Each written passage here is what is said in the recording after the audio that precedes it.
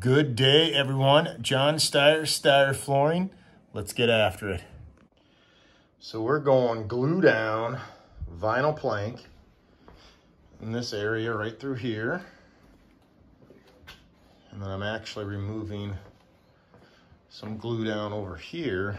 And as I suspected when I came to look at it, they had actually just floor patched over this paint. And the tile's coming up really, just a bar and throwing it away. Coming up good, so I'm gonna get the rest of the tile up here. And then we'll get the grinder in and we're gonna start prepping concrete. Show you some of that there. Back over to here. All right, so before we get going too carried away here, let's check this out. So we got all the tile up. There's a lot of stuff going on here. Since the floor is painted white, I'm not sure if this coming up is the paint or if it's just salt from the concrete, because I'm just guessing there's a moisture issue going on here as well. I also wanted to share this. Look at that. That's how you repair some tile right there. You just caulk it down.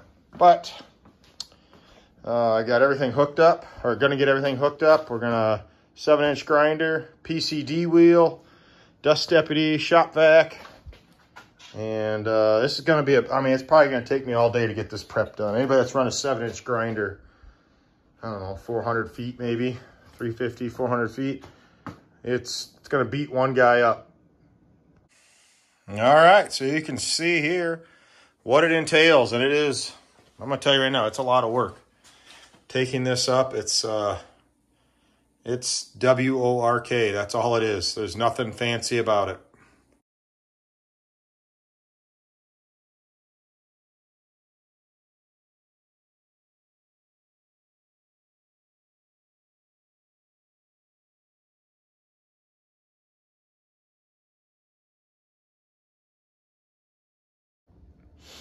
Well, hey guys, I wanted to share with you quick how this whole setup works. So, got the grinder to the dust deputy. One thing I found, the best bags to use, especially if you're gonna grind concrete, is actually the dust extractor bags that DeWalt makes for their dust extractor. They will fit the shop vac. And then you can just see, how very little dust is actually getting through. That's the HEPA vac, or the HEPA filter there, still nice and green. So, that's just what I do. I do empty this quite often. I probably only fill it up 2-3 inches at the bottom and then just go dump it.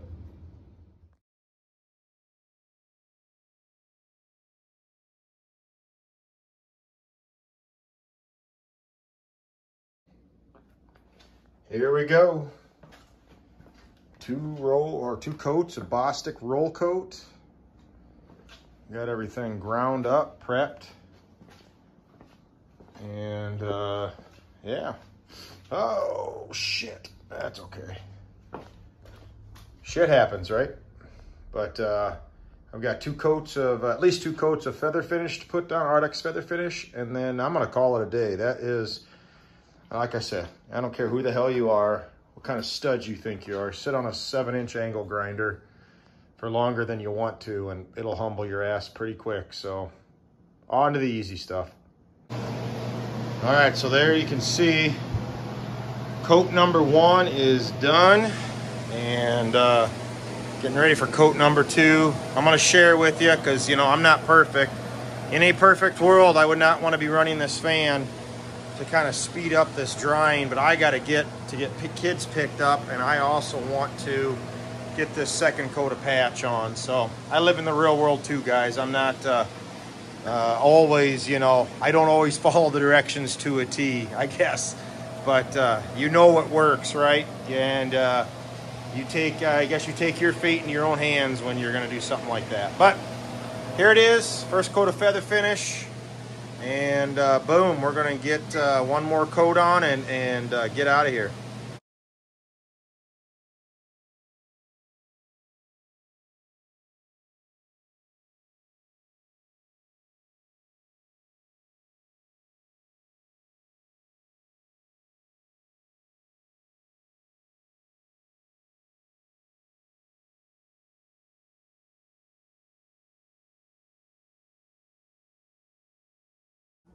Boom. Day one is done.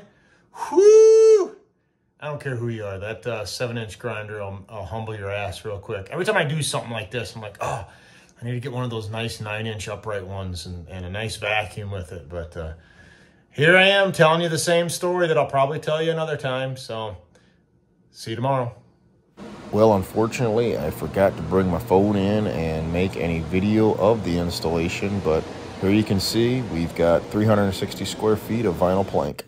Day 3, here we come. Let's go. So we're going to do a little restretching. Got 3 rooms of carpet to restretch. I've also got seam repair. There it is right there. They ripped that all up. So got that to do. Seam repair in that doorway. Whole bunch of cushion to put down. Maybe this will get you kind of an idea. Here we go. Boom. These always just take a lot of time.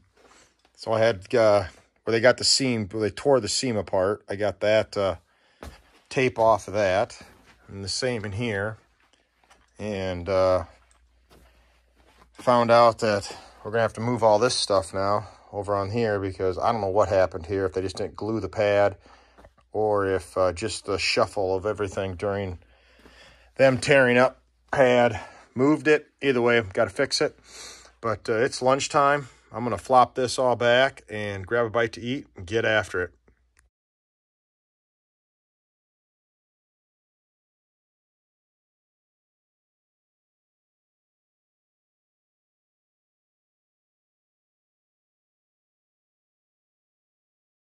That's 2 times I filmed myself getting hurt. Another time I had dropped the, or landed on my palm, but both times landed on my palm on a utility or a carpet knife, but both times I've had the time lapse on, so you didn't see me stick my fingers in some glue. Damn, that's hot. And just like that, vacuumed up, stretched in, ready to go. On to the next one. And this one's got just a little closet here in the back of the bedroom. Needs some cushion, needs some tack strip. And then I've got just a skosh to stretch up right there. So some guys say, oh man, I hate doing this. Well, I don't like it either, but just do it. Get it done. Okay, so we got the cushion down. I hadn't looked at this, but check this out. That's quite the cut.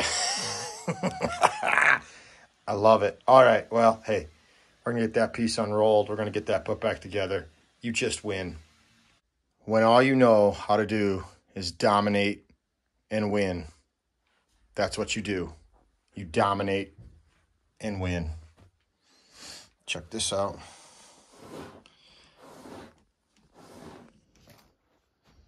Looks pretty good to me. Boom.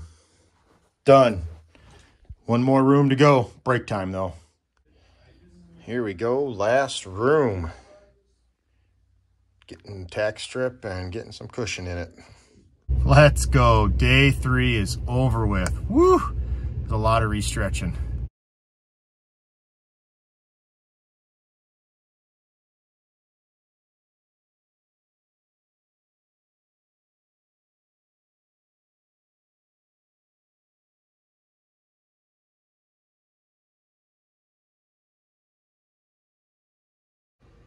All right, check it out. We're done.